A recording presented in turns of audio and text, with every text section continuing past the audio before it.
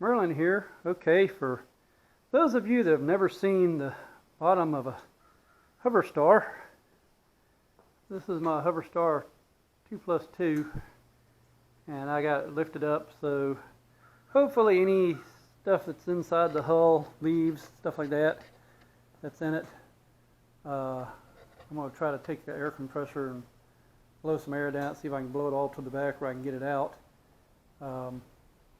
Also, any moisture that might still be in there, hopefully it'll drain towards the back. So we'll see.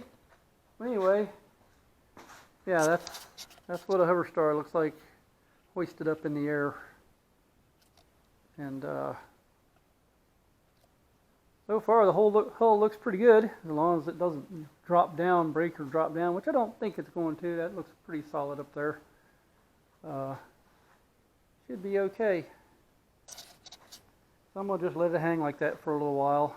Like I say, I'm going to get my air compressor pumped up, see if I can blow some compressed air down the air holes there, and blow any kind of trash and stuff towards the bottom, towards the back. Anyway, thanks for watching.